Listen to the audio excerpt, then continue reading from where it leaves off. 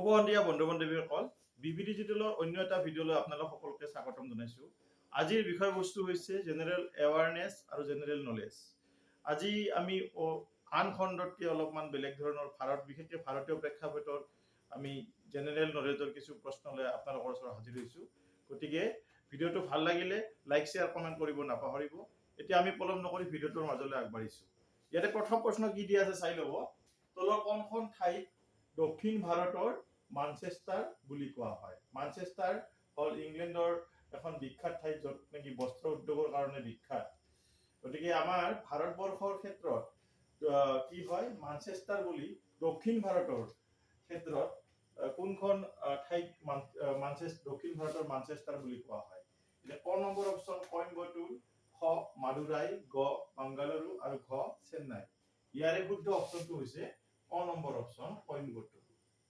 এইটো মনত ৰাখিব, কইম্বটুৰ। আমি আগৰ আলোচনাত আমি অসমৰ মানচেষ্টাৰ বুলি কোৱা ঠাইখন আমি জানো, আমি আলোচনা কৰিছিলো আগৰ জেনেৰেল নলেজৰ এটা শিতানত। আমি কৈছিলো যে অসমৰ মানচেষ্টাৰ বুলি কাক কোৱা যায়? শুৱালকুছিক কোৱা যায়। ঠিক সেইদৰে দক্ষিণ ভাৰতৰ ক্ষেত্ৰত মানচেষ্টাৰ বুলি কইম্বটুৰক কোৱা যায়। তাৰপিছত 2 নম্বৰ, হাৰিয়ানাৰ ৰাজ্যিক চৰাই কি? ইয়াতে দিয়া আছে ক ৰজা ধনেশ, খ ঘৰচিৰিকা, গ বটা চৰাই আৰু ঘ শালিকা। ইয়াৰে শুদ্ধ অপশ্যনটো হৈছে এই গ নম্বৰ অপশ্যন বটা চৰাই। বটা চৰাইটো কি হয়?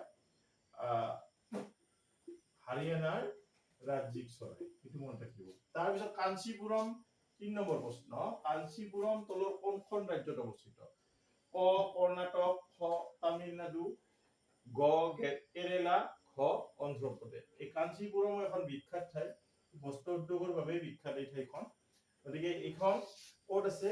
তামিলনাডুত আছে। তামিলনাডুৰ উত্তৰ ভাগত আছে কাঞ্চীপুৰম। এইটো মনত ৰাখিব, তামিলনাডু। ইয়াৰ পিছত আমাৰ 4 নম্বৰ প্ৰশ্ন, উত্তৰাখণ্ডৰ ৰাজধানী কি? ইয়াতে অপশ্যন কেইটা চাব, ক ৰায়পুৰ, খ ভূপাল, গ চামোলি আৰু ঘ দেহৰাদুন। ইয়াৰে শুদ্ধ অপশ্যনটো হৈছে দেহৰাদুন। দেহৰাদুনটো কি হয়? উত্তৰাখণ্ডৰ ৰাজধানী হয়।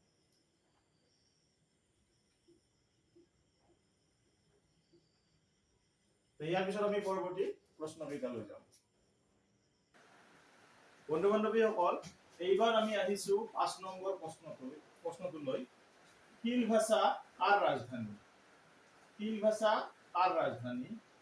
ক দমন আৰু দিউ, খ পণ্ডিচেৰী, গ লাক্ষাদ্বীপ আৰু ঘ দাদৰ আৰু নগৰ হাভেলী। ইয়াতে অপশ্যন কেইটা যে চাব, এই অপশ্যন কেইটাত প্ৰতিখন ঠাইয়ে কি হয়? কেন্দ্ৰীয় শাসিত অঞ্চল। ৰাজ্য বুলি ঠিক ক'ব নোৱাৰি, কেন্দ্ৰীয় শাসিত অঞ্চল বুলি কয়। আৰু এই কেন্দ্ৰীয় শাসিত অঞ্চলৰ ভিতৰত ইয়াৰে শিল ভাষাখন কাৰ ৰাজধানী? সেইটো হৈছে দাদৰ আৰু নগৰ হাভেলী। ইয়াতে ঘ নম্বৰ যিটো অপশ্যন দিয়া আছে, সেইটো অপশ্যন মতে হ'ব শুদ্ধ উত্তৰ, দাদৰ আৰু নগৰ হাভেলী। নগৰ হাভেলী। ইয়াৰ পিছত আমি 6 নম্বৰ প্ৰশ্নটোলৈ আহিছো। তলৰ কোনখন দেশৰ প্ৰাচীন নাম শ্বিলং?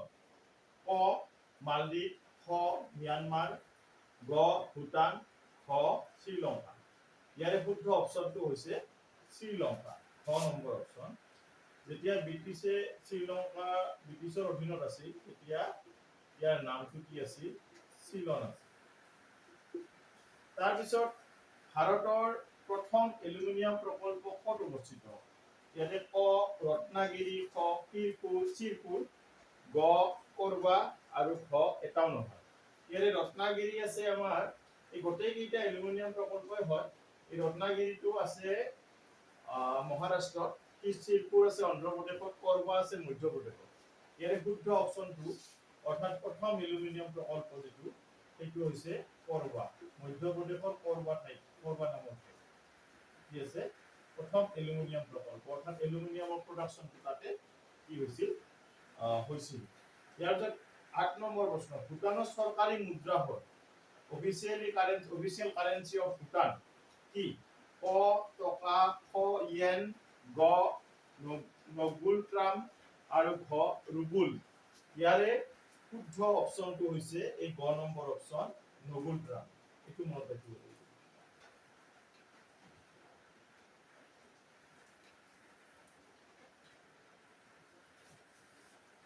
ইয়াৰ পিছত আমি পৰৱৰ্তী প্ৰশ্নলৈ যাম। বন্ধু বান্ধৱীসকল, এতিয়া আমি 9 নম্বৰ প্ৰশ্নটোলৈ আহিছো। ইয়াত দিয়া আছে কি চাই ল'ব। তলত কোনখন নগৰ গংগা নদীৰ পাৰত অৱস্থিত নহয়? অৰ্থাৎ অৱস্থিত নোহোৱাৰ কথাটো কৈছে। ক ফাৰুখাবাদ, খ এলাহাবাদ, গ কানপুৰ আৰু ঘ ফাতেহপুৰ। ইয়াৰে আমি যদি চাওঁ, এই ফাৰুখাবাদ, এলাহাবাদ আৰু কানপুৰ এই তিনিখন চহৰ বা নগৰ গংগা নদীৰ পাৰত অৱস্থিত হয়। আৰু নোহোৱাখন থাকি গ'ল ঘ, এইখনেই নহয়, ঘ ফাতেহপুৰ যিখন চহৰ আছে এই চহৰখন গংগা নদীৰ পাৰত অৱস্থিত নহয়।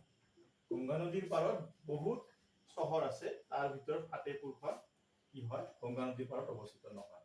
তাৰপিছত 10 নম্বৰ প্ৰশ্নটোলৈ আহিছো। কোন দেশৰ মুৰব্বীজনক ড্ৰেগন কিং বুলি জনা যায়? ইয়াতে ক চীন, খ ভূটান, গ নেপাল আৰু ঘ ম্যানমাৰ।